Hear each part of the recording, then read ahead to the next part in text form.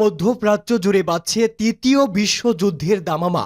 Lebanon থেকে ইসরায়েলের ভূখণ্ডে ব্যাপক হামলা করছে হিজবুল্লাহ। এদিকে ইসরায়েল ও ফিলিস্তিন যুদ্ধের 1 বছর পূর্ণ হলো আজ, আর এই বার্ষিকীতে ভয়ঙ্কর হামলার ভয়ে আছে ইসরায়েল। আর এরই মধ্যেই আমাদের হাতে এসে পৌঁছেছে গুরুত্বপূর্ণ আন্তর্জাতিক সংবাদ। শুরুতেই জানিয়ে দিব এই সংবাদগুলোর শিরোনাম, এরপরেই থাকবে বিস্তারিত। হামাসকে নিশ্চিহ্ন করলে নতুন প্রজন্ম আবারও ইসরায়েলের বিরুদ্ধে দাঁড়াবে। পরেই জানাবো, হলোকাস্টের অপরাধ বোধ থেকে ইসরায়েলকে অন্ধ সমর্থন দিচ্ছেন পশ্চিমারা, বলছে এরদোয়ান।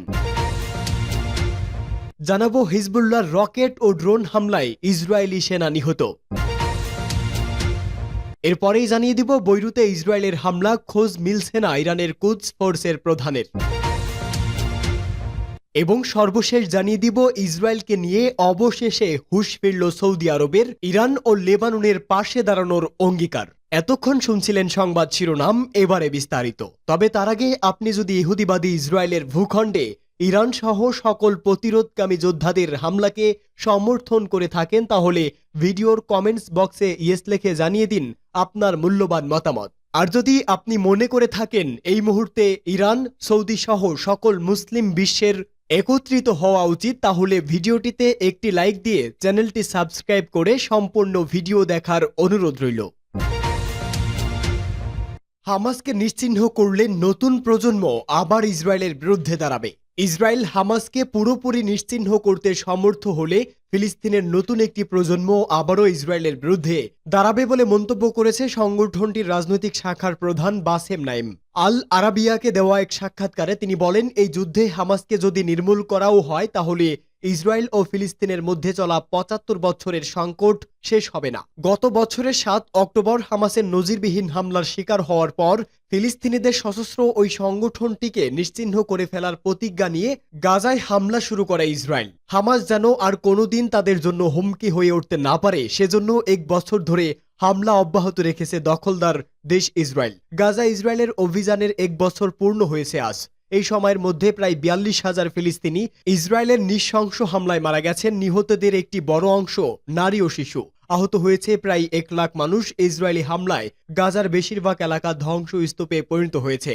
যারা এখনো বেঁচে আছেন তারা মানবেতর জীবন যাপন করছেন। গাজা ইসরায়েলি হামলার 1 বছর পূর্ণ হওয়ার আগের দিন আল আরাবিয়াকে দেওয়া এক সাক্ষাৎকারে হামাসের রাজনৈতিক শাখার প্রধান বাসেম নাইম বলেন, ইসরায়েলের সঙ্গে যুদ্ধে জড়ানো ছাড়া হামাসের বিকল্প কোনো পথ ছিল না। বাসেম নাইম বলেন, ২০২৩ সালের ৭ অক্টোবর ইসরায়েলের বিরুদ্ধে হামলা ছিল ফিলিস্তিনিদের জন্য একটি প্রতিরক্ষা আইন, কারণ ইসরায়েল সবসময় কূটনৈতিক সমাধানকে পাত্তা দেয়নি।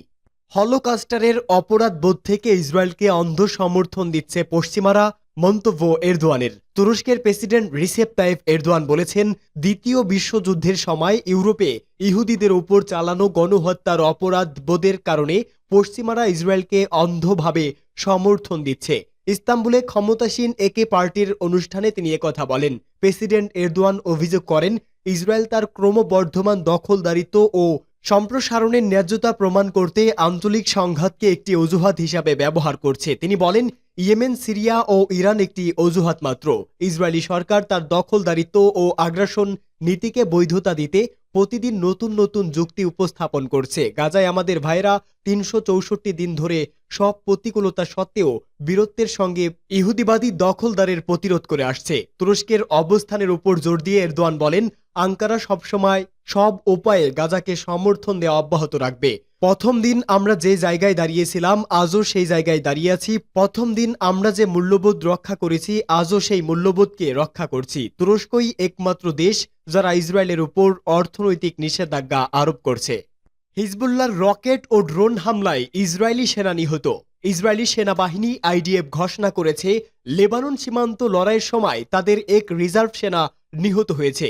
নিহত সেনার নাম মাস্টার সার্জেন্ট আটায়। এ সময় আর অপর 2 সহকর্মীও গুরুতর আহত হয়েছে, খবর টাইমস অব ইসরায়েলের। আইডিএফ আরও জানিয়েছে, তাদের চিকিৎসার জন্য হাসপাতালে নিয়ে যাওয়া হয়েছে। এদিকে লেবাননের ইসলামী প্রতিরোধ আন্দোলন হিজবুল্লাহর যোদ্ধারা ইসরায়েলের উত্তরাঞ্চলীয় কিরিয়াত শামোনা শহরে অবৈধ ইহুদি বসতি ও অন্যান্য অবস্থান লক্ষ্য করে ঝাঁকে ঝাঁকে রকেট নিক্ষেপ করেছে।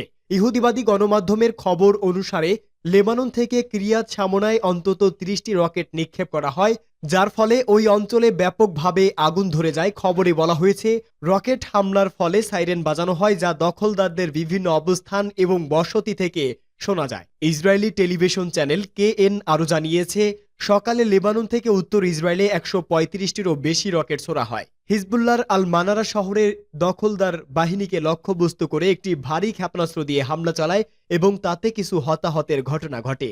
অন্য এক অভিযানে ইসরায়েলি বাহিনীর বেয়াজ বালিদা ঘাঁটিকে লক্ষ্য করে রকেট হামলা চালানো হয় এবং সেখানেও কিছু হতাহতের খবর পাওয়া যায়। হিজবুল্লাহ জানিয়েছে, শামসুন নামে ইহুদিবাদী ইসরায়েলের আরেকটি সামরিক ঘাঁটিতে রকেট হামলা চালায় তারা। বৈরুতে ইসরায়েলের হামলা খোঁজ মিলছে না ইরানের কুদস ফোর্স প্রধানের।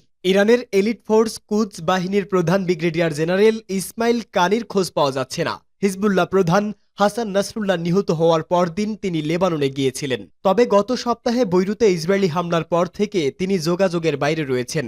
এক প্রতিবেদনে এ তথ্য জানিয়েছে বার্তা সংস্থা রয়টার্স। প্রতিবেদনে বলা হয়েছে, ইরানের কুদস ফোর্সের কমান্ডার ইসমাইল কানি গত সপ্তাহের শেষের দিকে বৈরুতে হামলার পর থেকে যোগাযোগের বাইরে রয়েছে বলে ইরানের 2 সিনিয়র নিরাপত্তা কর্মকর্তা রয়টার্সকে জানিয়েছে। গত মাসে ইসরায়েলি বিমান হামলায় হিজবুল্লাহর নেতা সৈয়দ হাসান নাসরুল্লাহ নিহত হওয়ার পর তিনি লেবাননে গিয়েছিলেন। একজন কর্মকর্তা বলেছে, লেবাননে যাওয়ার পর কানি বৈরুতের দক্ষিণ শহরতলিতে ছিলেন, যা দাহিও নামে পরিচিত। গত সপ্তাহে হিজবুল্লাহর সিনিয়র নেতা হাশেম সাফি উদ্দিনকে লক্ষ্য করে সেখানে ইসরায়েল হামলা করেছে বলে জানা গেছে। তবে ওই কর্মকর্তা বলেছে, তিনি সেখানে সাফি উদ্দিনের সাথে দেখা করছিলেন না। হিজবুল্লাহর একজন কর্মকর্তা বলেছে, গত বৃহস্পতিবার বৈরুতের দক্ষিণ শহরতলিতে বোমা হামলার পর সাফি উদ্দিনের সন্ধানে অগ্রসর হতে দিচ্ছে না ইসরায়েল। কর্মকর্তারা বলছেন, অনুসন্ধান শেষ হলেই কেবল সাফি উদ্দিনের ভাগ্যে কি ঘটেছে তা ঘোষণা করবে হিজবুল্লাহ। মূলত সাফি উদ্দিনকে হাসান নাসরুল্লাহ সম্ভাব্য উত্তরসূরি হিসাবে দেখা হচ্ছে। গত ২৭ সেপ্টেম্বর দাহিওতে ইসরায়েলি হামলায় নিহত হয়েছেন নাসরুল্লাহ। ইরানি কর্মকর্তা বলেছেন, ইরান এবং হিজবুল্লাহ কুদস বাহিনীর প্রধান ইসমাইল কানির সাথে যোগাযোগ করতে সক্ষম হয়নি। ইরান সমর্থিত লেবানিজ গোষ্ঠী হিজবুল্লাহর বিরুদ্ধে অভিযোগ চালানোর সময় দাহিওয়ে একাধিক লক্ষ্যবস্তুতে আঘাত করে। ইসরায়েলি হামলায় লেবানন ও গাজা পড়লেও অনেকটাই নীরব ছিল সৌদি আরব।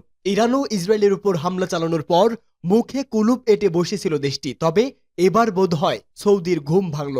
চীনের মধ্য অবস্থায় গেল বছর ইরান সৌদির সম্পর্ক আবারও জোড়া লাগে। তবে আঞ্চলিক বিভিন্ন ইস্যুতে দুই দেশের মতপার্থক্য বেশ প্রবল। সৌদি আরব প্রতিবেশীদের সঙ্গে ভালো সম্পর্ক চাইলেও রিয়াদ চায় না তেহরান তাকে ছাড়িয়ে যাক। এজন্য তেহরান বিরোধী জোটেও রিয়াদকে দেখা গেছে বারবার। এজন্য প্রতিরোধ যোদ্ধাদের প্রধান হাসান নাসরুল্লাহ নিহত হওয়ার পাল্টা প্রতিক্রিয়ায় ইসরায়েলে ইরান হামলা চালালেও চুপ ছিল সৌদি। তবে এবার হুঁশ ফিরেছে দেশটির। সৌদির পররাষ্ট্রমন্ত্রী ফয়সাল বিন ফারহানের সঙ্গে ইরানের প্রেসিডেন্ট মাসুদ পেজুশকিয়ানের সাক্ষাতে তা স্পষ্ট হয়েছে।